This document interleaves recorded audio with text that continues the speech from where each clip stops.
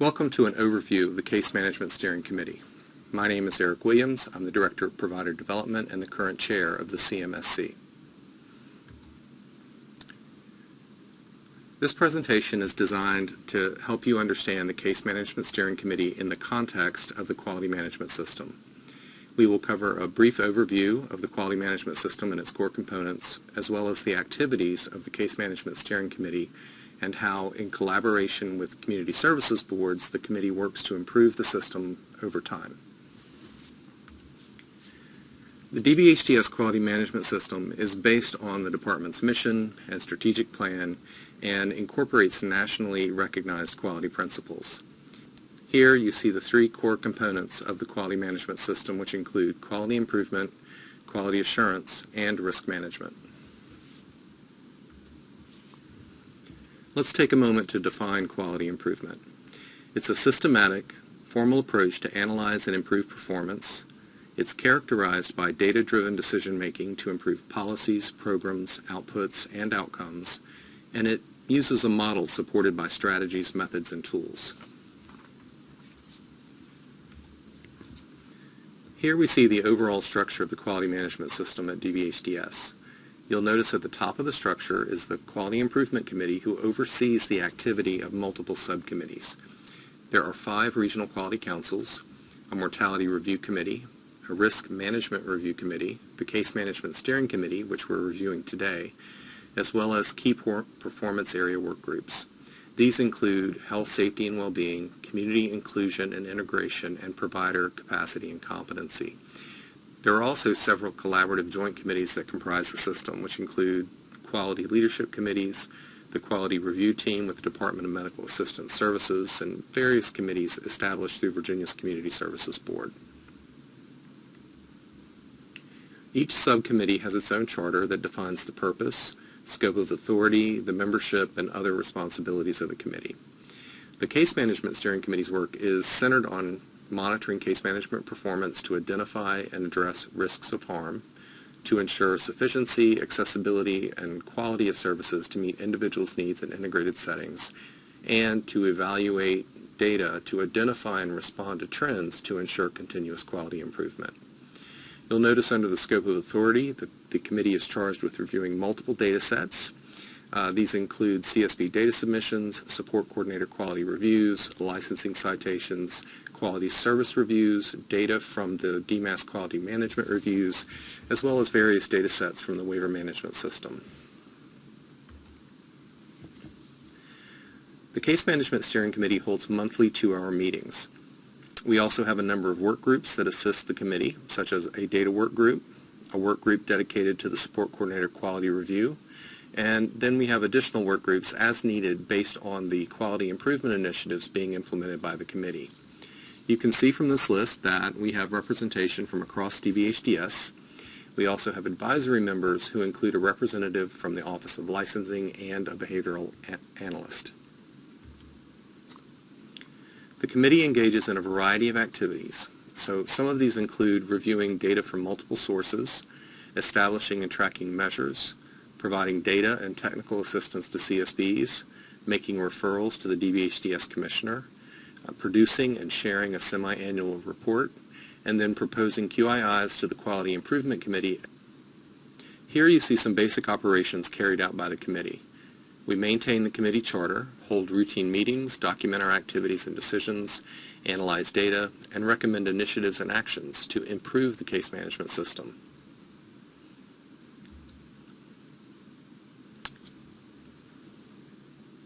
A Quality Improvement Initiative, or QII, is a formal process that uses proven methodologies to improve systems and processes in the effort to achieve desired outcomes.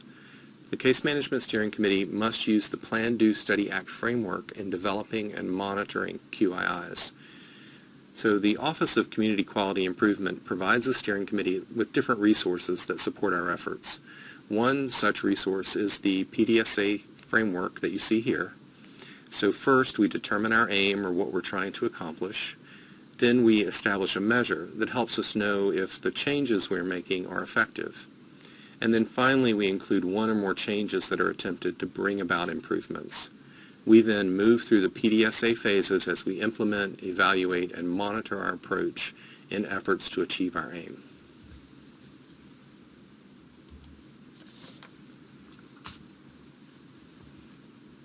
PMIs include both outcome and output measures, which are established by the department and reviewed by the QIC. So outcome measures focus on the benefits experienced by individuals or what individuals receive as a result of the services and supports they get, while output measures focus on what the system provides or the products it uses. PMIs help us track how effective our initiatives are and help us to identify systemic weaknesses and prioritize quality improvement initiatives that go to the QIC for review and approval. PMIs are associated with 8 domains included in Virginia's settlement agreement. So these domains are organized under 3 key performance areas, and those areas are health, safety, and well-being, provider capacity and competency, and community inclusion and integration. So the domains you see here in yellow correspond with the committee's PMIs. Each PMI is associated with a specific domain. You'll note that the CMSC does not currently have PMIs under the domains of safety and freedom from harm, avoiding crisis, and stability. These 3 domains are addressed under other subcommittees under the QIC. The committee has 9 measures under the domain access to services. So these measures focus on employment, community involvement, and informed choice under the regional support team process. So 5 of these measures are identified as PMIs or performance measure indicators, and they are presented to the Quality Improvement Committee for approval and monitoring. Additions and modifications to PMIs must be reviewed and approved by the QIC. So here you see that the steering committee sought and obtained approval for modifying a PMI related to integrated community involvement. In this example, the committee modified the measure to better reflect efforts to achieve integrated community involvement at a ratio of no more than 1:3, regardless of the service being provided. So justification is included in the last column, and this was discussed with and approved by the QIC in June of 2022. The CMSC has 6 measures under the domain of provider capacity.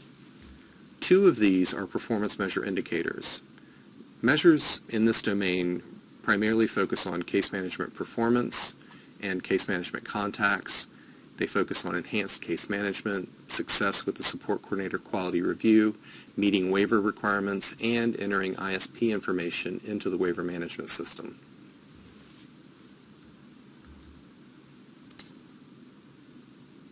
The last 2 domains include health, safety, and well-being, and choice and self-determination. So there are 4 PMIs across these domains. The first 2, under health, safety, and well-being, are related to ensuring that changes in status are assessed and then that plans are modified in response to these changes. And the second considers if case managers are assessing that services are implemented appropriately. These 2 measures directly relate to the completion of the on-site visit tool, and they are assessed under the support coordinator quality review. Under the last domain, choice and self-determination, one measure focuses on a relationship discussion with people other than paid program staff, and the second focuses on individuals having a choice of providers, including choice of support coordinator at least annually. To date, the CMSC has implemented 4 QIIs, with 3 that are currently active. The QII for Enhanced Case Management involves the development of tools, resources, and guidance that help SEs better understand ECM requirements. The QII for RSTs is focused on increasing the timeliness of RST referrals, and this one has actually resulted in establishing a 6th regional support team to impact our progress with the related measure.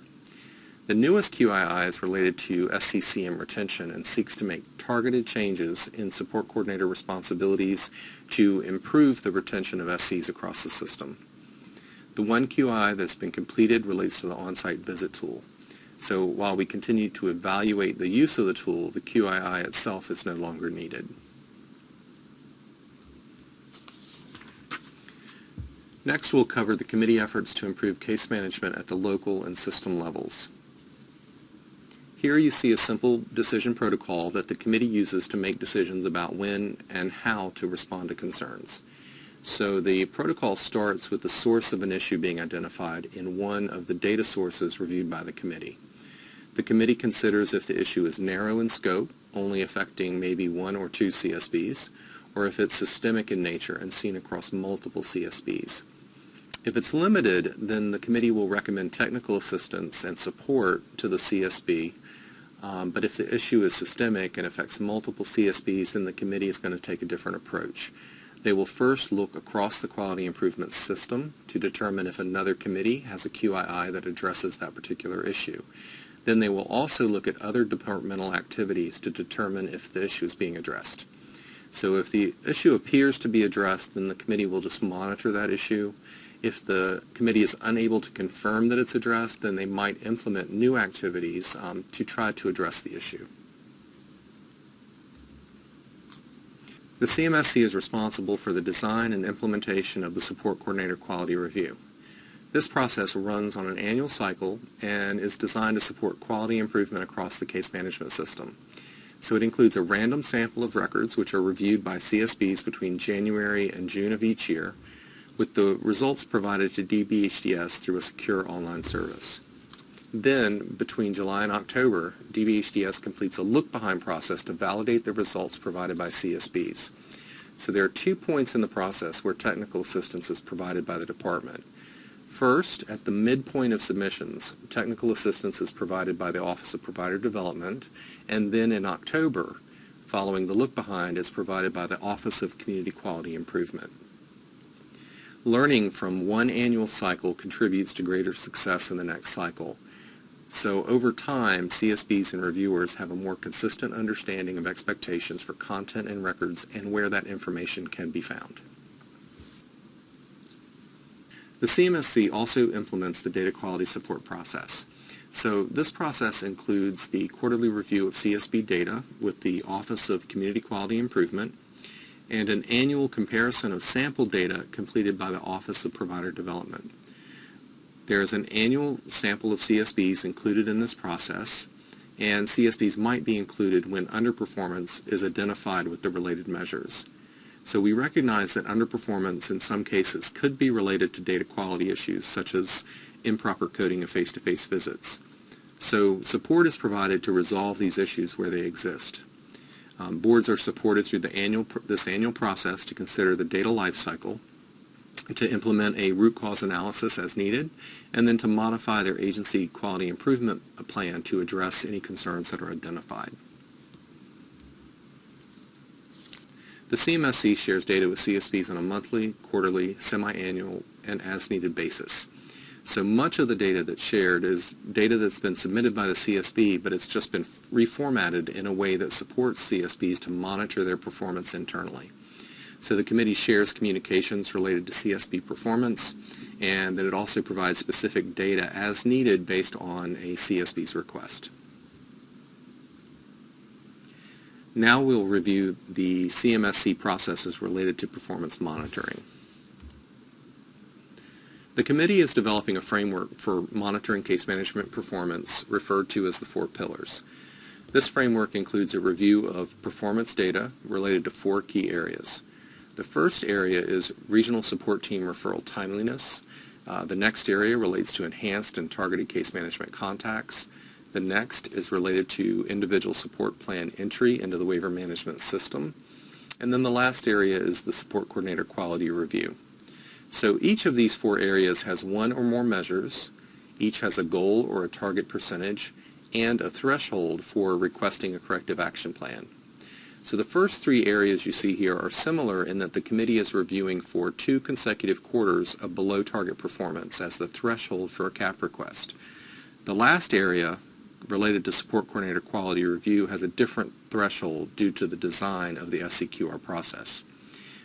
In a moment, we're going to walk through an example of each of these 2 types of thresholds. The last element seen for each area is the status of implementation. So 3 of the areas, regional support teams and support coordinator quality review, as well as the individual support plan entry, have all been implemented at this time.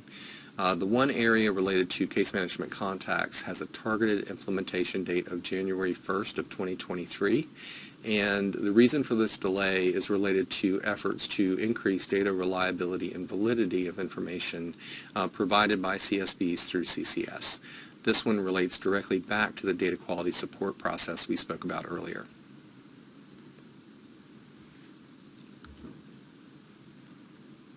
Beginning in FY22, the cmsc included specific language in the performance contract with CSBs that relates to the provision of technical assistance. This addition requires CSB participation in technical assistance offered by the committee when underperformance is seen in one or more of the 4 pillar areas. Technical assistance can include virtual or on-site meetings, trainings, and record reviews. So the language really outlines the expectations of the committee and also of the CSB, including a response by the CSB within 45 days of the written request. It includes actions as well that could be taken from a lack of participation in the process.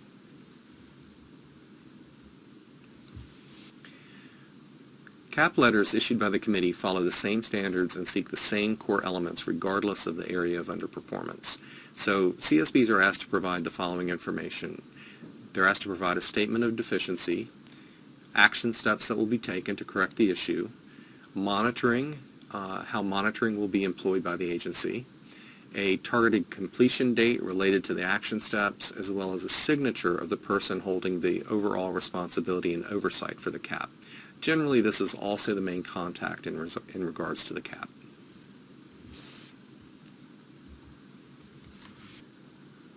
Next, we'll review the first of 2 examples mentioned earlier. So this example applies to the first 3 areas, so RST timeliness, ISP entry, and case management contacts. The CAP process for these areas begins when the committee identifies 2 consecutive quarters of below target performance. So you'll note here performance was below target in the 2nd and 3rd quarters of FY22. You'll see that a CAP request was issued in March, following the 2nd quarter. Next, the cmsc reviewed and approved the CAP on April 30th, but the CAP had an effective date of March 30th. So this effective date is honored by the committee as it reflects the date the CSB began implementation of the CAP-related actions. Technical assistance is going to be available at any point during the process. The committee will monitor performance until there is 1 full quarter of above target performance, and this would resolve the committee's monitoring. Now, if a second CAP request for the same issue occurs within the next 12 months, the committee is going to provide 12 months of monitoring beyond the second request to ensure improvement. If improvement is not seen during this 12-month period, recommendations will be made to the DBHDS Commissioner for additional actions under the performance contract. This next example relates to the Support Coordinator Quality Review. The midpoint of record submission in the SCQR process occurs in April of each year. At this point, the committee reviews record submissions to identify CSBs who have submitted 2 or more records that do not meet at least 86% of the indicators included in the review. So CSBs who meet this threshold can receive 2 types of technical assistance depending on the results. So all CSBs receive standard technical assistance. And this is a discussion of overall results and the ways that CSBs can take action to improve performance. Any efforts to improve will not be evident until the next SCQR cycle, though, because the reviews are completed on records from the previous calendar year. So standard technical assistance is offered at this point in order to support a better result in the next SCQR cycle. The second type is targeted technical assistance, which is required with any CSB that has 3 or more indicators below 50%.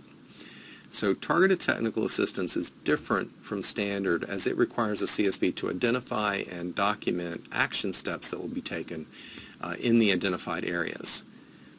So next you'll see that the look-behind process occurs between July and October, and then following the look-behind, there's a comparison of the results and technical assistance provided by the Office of Community Quality Improvement. A corrective action plan would only be requested when a CSB has 3 or more indicators below 50%, and those indicators were found to have high agreement across reviewers. If this is true, then monitoring for these areas is extended for 18 months. And this is to provide the CSB time to implement change efforts and for improvement to be seen in the next SCQR cycle. If improvement is not seen at the end of this time frame, then recommendations would be made to the DBHDS Commissioner for additional actions under the performance contract.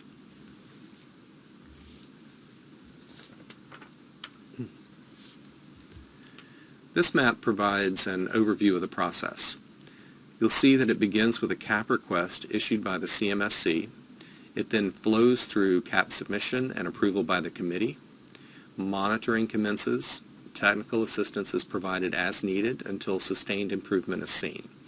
So where improvement is noted within timeframes, the CAP would be resolved, and where timeframes are exceeded, then there would be recommendations made to the DBHDS Commissioner.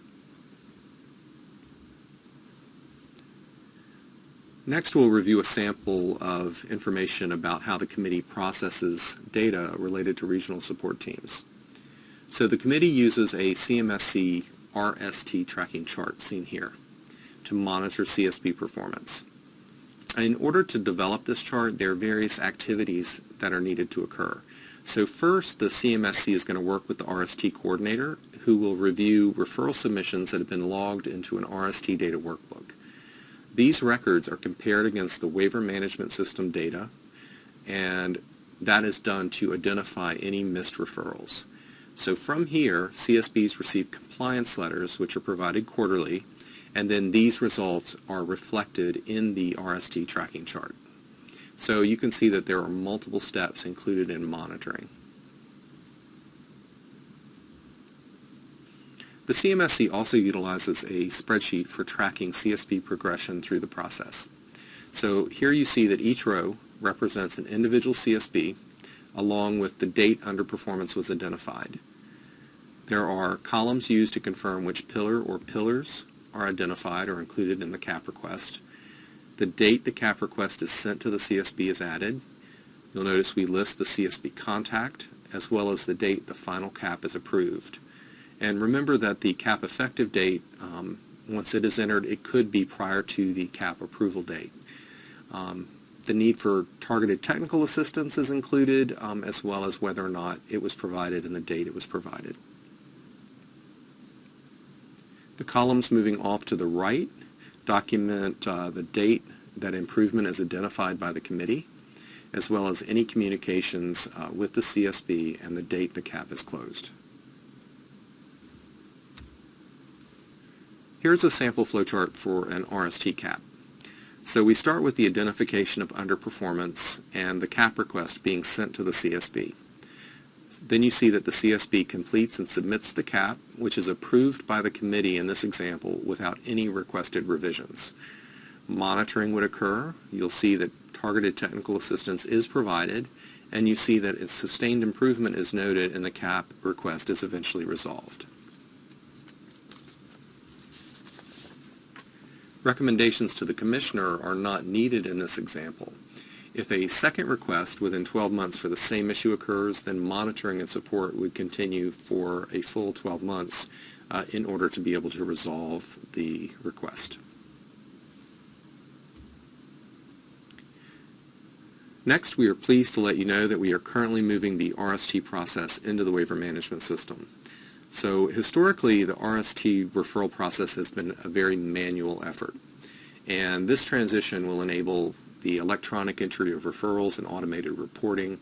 It's going to provide electronic access to RST members to review referrals in advance of the meeting, and it's going to enhance communication across the department and CSBs and overall ease the tracking of referrals. The last topic for today is reporting. So the steering committee completes a semi-annual report, which is provided to the Quality Improvement Committee, the joint committees, and to CSBs through Microsoft Teams. This report includes recommendations to improve case management performance. It provides a summary of committee activities and provides data results related to measures that are monitored by the committee. This concludes an overview of the Case Management Steering Committee. If you have any questions about the committee, you can send them to the committee's dedicated mailbox seen here, cmsc@dbhds.virginia.gov. You can also reach out to your system team CRC through provider development at the link provided. We hope this has been helpful. Thank you for your time today.